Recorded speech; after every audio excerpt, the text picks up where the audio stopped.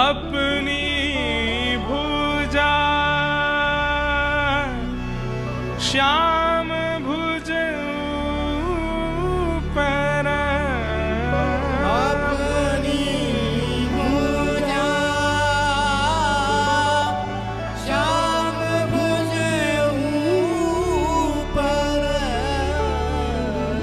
श्याम भुजा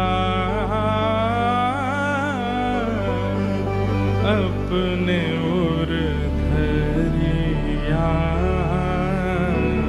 श्याम भुजा अपने ओर धरिया नवल किशोर नवल नागरिया नवल किशोर नवल श्री वृंदावन बिहारी लाल की, श्री राधा रमण लाल की, श्री राधा वल्लभ लाल की, श्रीमद्भागवत महापुराण की, श्री सुखदेव जी महाराज की, श्री परीक्षित जी महाराज की, गंगा यमुना मैया की, 84 कोस ब्रजमंडल धाम की, गिरिराज धरण की, गोवर्धन नाथ की, रजरानी की, रसरानी की, महारानी की, लाला के बाबा की, बाबा के लाला की, लाला बाबा दोनों की, लाडली के लाल की, लाल की लाडली की, लाडली लाल दोनों की। जय जय श्री राधे द्वारिकाधीश की, प्यारे गिरधर लाल की। परम मंगल में परात प्रखलेश्वर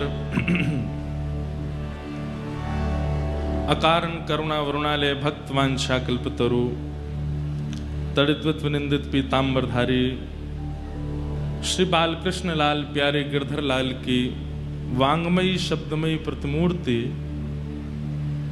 हम आप सबके मध्य में विराजमान श्रीमद् भागवत महापुराण को बारंबार प्रणाम। संत जनों की परम आज्ञा से, भक्त वृंदों की परम इच्छा से हमारे विपराग जी और उनके पूरे परिवार के भाव के फलश्रुति स्वरूप वृंदावन प्रकट उत्सव श्रीमद् भागवत सत्संग का हम आप सब लोग इस दिव्य नगर चंडीगढ़ में अविराजित होकर के आज से प्रारंभ कर रहे हैं। ये हमारा परम सौभाग्य है। मंच पर विराजमान परम पूजनीय श्री भगवत धाम वाले पूज्य छोटे महाराज जी स्वामी श्री रविंद्रानंद जी महाराज, बारंबार उन्हें प्रणाम। आपकी कृपा पूर्ण सन्निधि से आज ये उत्सव प्रारंभ हुआ है। निश्चित ही मंगलकारी सबके चित्त में वृंदावन प्रकट होगा, और वृंदावन प्रकट होगा नहीं, हो चुका है ही गयो है। इसीलिए आप सब लोग यमुना जल के भांति बहते हुए यहाँ वृंदावन के तट पर आ गए हैं। ये मंच क्या है? ये मंच श्रीधाम वृंदावन है, इसलिए वृंदावन का सा थोड़ा इसको स्वरूप दिया है। यहाँ प्यारे गिरधर लाल जी विराजेंगे, तो ये तट मंच जो है ये वृंदावन है, और आप सब जो हैं इस वृंदावन की शोभा बढ़ाने वाली प्रत्येक यमुना की बिंदु हो, जो एकत्रित होकर के श्री श्याम सुंदर यमुना जी के स्वरूप में लग रहे हैं। ऐसे आप सब लोग भक्ति स्वरूपा श्री यमुना जी ही हैं। तो वृंदावन प्रकट उत्सव, इसका भाव इसके लिए नहीं है कि आपके चित्त में वृंदावन प्रकट करना है। वृंदावन प्रकट है, पर कभी कभी प्रकट वस्तु का मार्जन होता है, उसकी स्वच्छता, उसको सफाई, उसको और सुंदर निखारा जाता है। तो बस एक प्रकार से ये कहते हैं तो वृंदावन प्रकट उत्सव तो पिछली बार हुआ, अब तो वृंदावन निखार उत्सव है। अब तो वृंदावन निखारो जा रहा है, प्रकट वृंदावन को निखारा जा रहा है। मंच पर विराजमान विप्रवृंद, समस्त गंधर्वजन और आप सभी श्रोता भाई बंधु मातृशक्ति बालक मित्र सखा सबको जय श्री कृष्ण, जय श्री कृष्ण, जय सिया राम, श्री राम, जय श्रीमन नारायण, जय श्री राम, जय जय श्री राधे। जय श्री राम। अद्भुत आनंद हमारे विपराग जी का ये सत्संकल्प। गत वर्ष तो यहाँ आनंद हम आप सब लोगों ने लिया है। अभी भी यहाँ बैठने के बाद से अभी तक मुझे पिछले साल की ही स्मृतियां घूम रही हैं, वही स्मरण सब चल रहा है चित्त में। कुछ कुछ बदलाव है पंडाल में, पीछे खुला है, इधर थोड़े बढ़ गए हैं दोनों तरफ। लोग बाग भी कई नए नए से दिख रहे हैं, कई पुराने तो पहचान में भी आ गए हैं। पिछले साल के देखे भाई इस साल समझ में भी आ गए हैं कि ये वो हाँ भैया दिख रहा है मुझे। तो बंधुओं, ये सबसे बड़ी उपलब्धि है कि ठाकुर जी को हम याद हैं। यहां से नीचे उतरने के बाद आप हमको याद हो तो आप इंद्रेश जी को याद हो, पर व्यासपीठ पर बैठने के बाद याद हो तो इसका मतलब व्यास मंच पर विराजमान भागवत जी को याद हो, ठाकुर जी को याद हो। और उनकी स्मृति में आना, उनके चित्त में आना, उनको याद आना, उनको पता रहना आपके बारे में, ये बहुत बड़ी बात है। वृंदावन प्रकट उत्सव द्वितीय इस बार यहां मनाया जा रहा है। और सबसे बड़े आनंद की बात है कि उत्सव तो मनेगा ही, भक्त चरित्र। वैसे तो हमारे विपराग जी का पिछले साल भाव था कि महाराज जी मीरा चरित्र सुनना है 7 दिन तक। भक्तिमती मीराबाई का स्वरूप भी विराजमान है मंच पर, परंतु हमारी इच्छा थी कि जब इतने सारे भक्त समूह इकट्ठे होते हैं ना, तो कई भक्तों की भी इच्छा होती है कि हम भी चरित्र के माध्यम से वहां पहुंचें। जैसे अब मीराबाई का चरित्र है तो मतलब मीराबाई यहां आ गए, तो सूरदास जी, कुंभनदास जी, रैदास जी, साल बेग आदि आदि कई भक्त हैं, उन सबकी इच्छा ही रह जाती है कि हम नहीं पहुंचे वहां उत्सव में। तो अकेली मीराबाई नहीं आवे, सारे भक्त आवे, इसलिए भक्त चरित्र उत्सव भी है, ताकि जो भक्त दिखने लग जाए नेत्रों में, तुरंत उनका भाव प्रकट हो जाए और उनकी कथा सुनाने लगे हम आपको। इसलिए सब भक्तों के चरित्र पर विशेष रूप से मीराबाई का भाव सुनाया जाएगा, क्योंकि मीराबाई स्वरूप में भी विराजमान हो गई है मंच पर।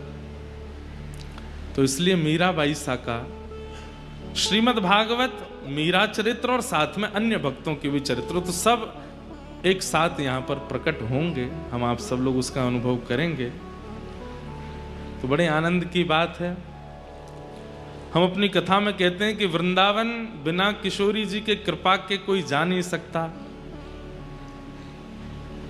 पर यह भी बात सत्य है कि वृंदावन बिना किशोरी जी की कृपा के वृंदावन भी कहीं नहीं जाता है। वृंदावन सचल है, अचल नहीं है। वृंदावन एक ही स्थान पर नहीं रहता है। कोई अगर वृंदावन के अनुकूल परिस्थिति, कोई वृंदावन के अनुकूल व्यवस्था, कोई वृंदावन के अनुकूल स्वभाव और मन निर्माण करे तो वृंदावन उसके पास प्रकट हो जाता है। ऐसा श्रीधाम वृंदावन है। आज आप सब लोगों की स्थिति है, आप सब लोगों की व्यवस्था है, आप सब लोगों का व्यवहार स्वभाव है, इसी के कारण वृंदावन यहां प्रकट हो रहा है। तो वृंदावन प्रकट उत्सव हम मनाएंगे, भक्त चरित्र सुनेंगे। 2-3 बात हमारी बहुत ध्यान से सुनिएगा। अगर हो सके तो। ये जो बीच में बैरिकेटिंग लगी है, इसके पीछे जितने भी लोग बैठे हैं, जब से मैं कथा में आया हूं तब से मैं देख रहा हूं वो हिले भी नहीं हैं, लेकिन बैरिकेटिंग के आगे हलचल हो ही रही है। कभी कोई आ रहा है, कोई बैठ रहा है, तो पीछे वाले ताली बजा रहे हैं। आपको पता है, आपको वीवीआईपी पास मिले तो आप पास के भाव से 3 बजे ही आओगे, 4 बजे ही आओगे, पर वास्तविकता तो ये है कि वीवीआईपी तो वो हैं बेचारे जो 12 बजे आके यहाँ बैठ गए हैं, पहले से ही अपना स्थान रिक्त करके बैठे हैं। हमारी आगे वालों से हाथ जोड़ के प्रार्थना है, जो आके बैठ गए हैं अब वो उठे नहीं, और कोई नया आ रहा है तो उसको किनारे में ही बैठा दें। अब कथा प्रारंभ के बाद में या सामने हलचल ना हो, हमारे मन में, हमारी भावना में कोई और गति ना आवे, यही वाली हलचल ये ना हो। हाँ, बस विराज जाओ, एक कोने में बैठ जाओ। क्योंकि देखिए,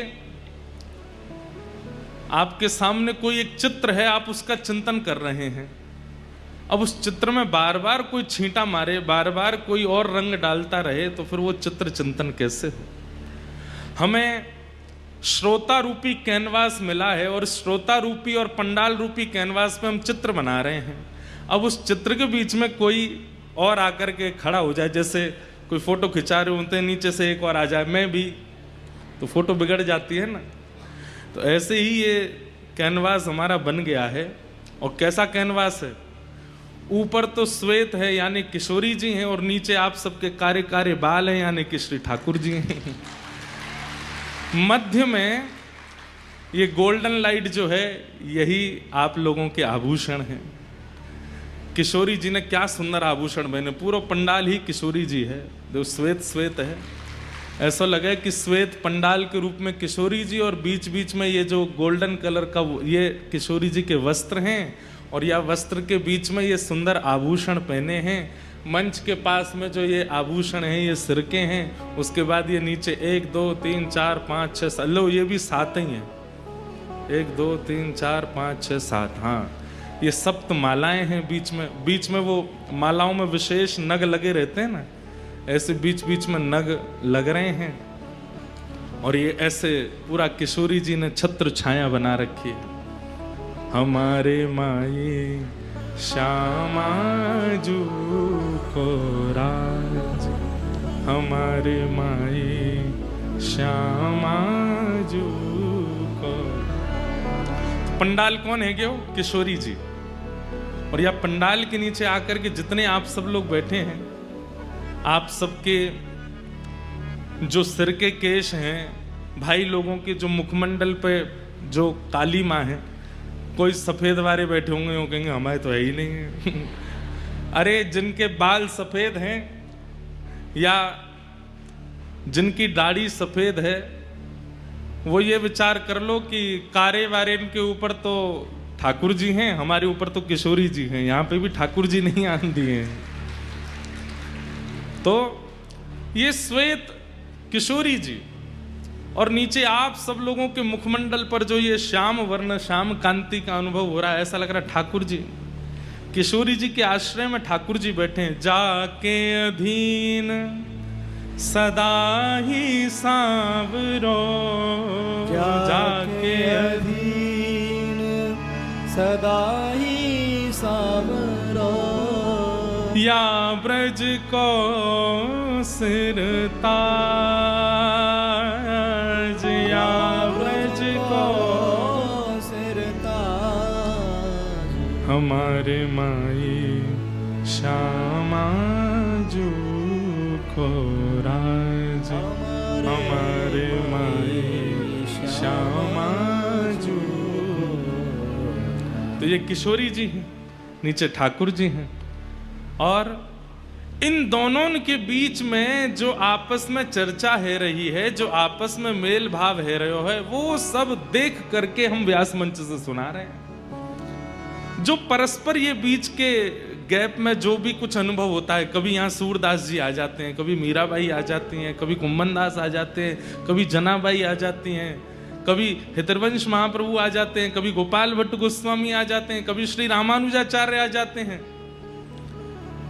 तो उन सब के इनके मध्य में आने वाले जो हैं वो जैसे दिखते हैं, व्यास मंच से वक्ता सुना देता है। इसलिए और कोई यहां पर गतिविधि ना करे, ताकि जो फ्लो है, जो भाव है, जो चित्रण है वो बना रहे और उसमें हम अपने भाव कह सकें। और हमारी एक और प्रार्थना, आगे बैठने वाले जितने भी हैं, पीछे वाले जल्दी आकर के अपना स्थान ग्रहण करें और आप लोग धीरे धीरे आकर के बैठो, ये भी अनुचित है।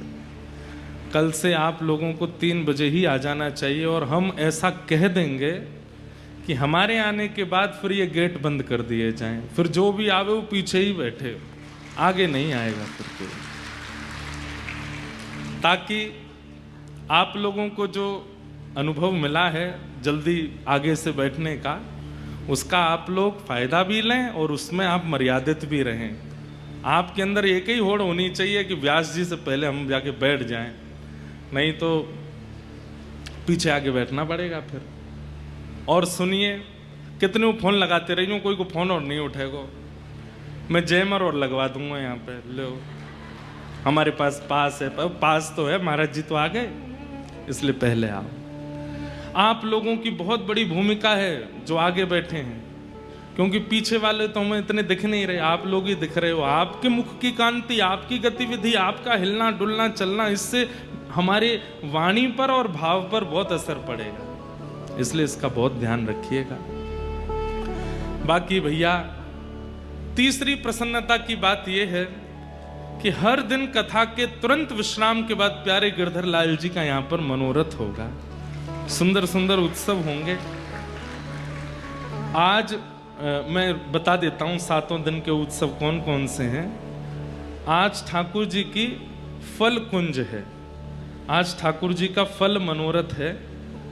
ठाकुर जी फल के मध्य में बैठेंगे और जब कुंज मनोरथ होगा ना, तो उसी समय कुंज के अनुसार पद और एक लीला गाई जाएगी। आम बेचन वारी आई, एक आम बेचन वारी, एक आम बेचवे वारी आई है और सिर पे अपने टोकरी लेकर के आम लेती हुई चल रही है। अरे कोई आम ले लियो, अरे कोई आम ले लियो, अरे कोई आम ले लियो, कहती भाई जब जा रही है। इतने में ही अभी 2.5 वर्ष के हैं गोपाल जी, और 2.5 वर्ष के ठाकुर जी अपने कोई खिलौना से खेल रहे हैं। यशोदा मैया दही मथ रही है और जैसे ही ठाकुर जी ने सुनी कोई आम ले लो, कोई आम ले लो, नन्हे से गोपाल जी तुरंत उठ करके गए और छम छम करते मैया के पास जाके बोले, मैया मैं आम खाऊंगा, मैं तो आम ही खाऊंगा। मैया बोली, लाला तेरे बाबा ने पूरे भंडार भर रखे हैं फलन थे, मां सेब उधरे, आम उधरे, अंगूर उधरे, सबरे फल भरे पड़े हैं, जाए के खा ले। और आम लेकर के खा करेगो, लेकिन बालकों का स्वभाव है, ठाकुर जी को स्वभाव है, मैं खुद खरीद के लाऊंगा, अपने हाथन से खरीद के लाऊंगा, फिर पाऊंगा। बाबा की खरीदी वही चीज ना लूंगा। मैया मैं तो आम खाऊंगा, आम रोने लगे। मैया बोली, लाला जे फल ऐसे ही ना मिलो करें, कछु देनो पड़े तब मिले, तू कहा देगो।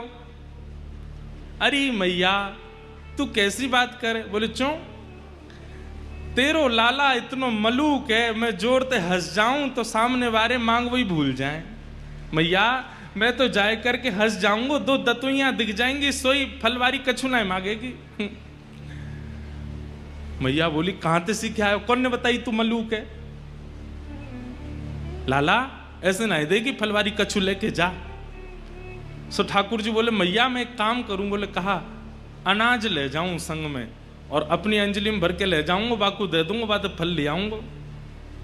सुन्नैक से गोपाल जी 2.5 साल के अपने दोनों हस्त कमल को अंजलि बनाए करके और वहां में ऐसे अनाज भर लें, गेहूं भर लें, और ठाकुर जी अब जा रहे हैं फल लेवे के काजे। अब हमारी तरह विवेकी थोड़ी हैं जो धीमे धीमे जाए, ठाकुर जी तो उछल कूद करते हुए जा रहे हैं, ऐसे ही लेके जा रहे हैं, यूं भी नहीं कि वाकू ऐसे दबा ले।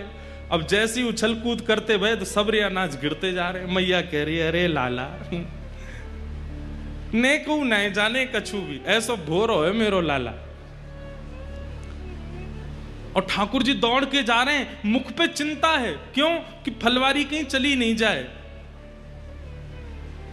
छोटी सी गली में ते नंद भवन ते निकर करके ठाकुर जी आ रहे हैं, और सुनो लत्ता नाए पहने, वस्त्र नाए पहने, केवल कौंधनी पहन रखी है। वह कौंधनी में ही क्षुद्र घंटिका इतनी लंबी लंबी है कि वाते ही ठाकुर जी को जो है काय सब ढक रहे हो है, बाकी नहीं तो सब आज हरि देखे नंगम नंगा। भैया ये भी एक सौभाग्य दर्शन है कि ठाकुर जी बिना वस्त्र के ही दिख रहे हैं। एक मुझे किसी बालक ने चित्र बना के दिया, आप लोग मत बनाना, उसमें ठाकुर जी 1 वर्ष के ठाकुर जी हैं और ठाकुर जी के 4 भुजा हैं, शंख चक्र गदा पद्म, और शंख चक्र गदा पद्म 1 वर्ष के ठाकुर जी और बिना वस्त्र के मंद मंद मुस्कुरा रहे हैं, इतनी प्यारी छवि है। और ठाकुर जी दौड़ते भय जा रहे हैं, अनाज सब गिरतो जा रहा हो। 2.5 वर्ष के बालक की चाल सीधी नहीं होती, वो चले कैसे, सीधो भी चले तो ऐसा लगे टेढ़ो जा रहा है। तो कभी ठाकुर जी यूं जामे, कभी यूं जामे, कभी यूं जामे। ललित गति विलास बल गुहास प्रणय निरीक्षण कल्पितो रुमान।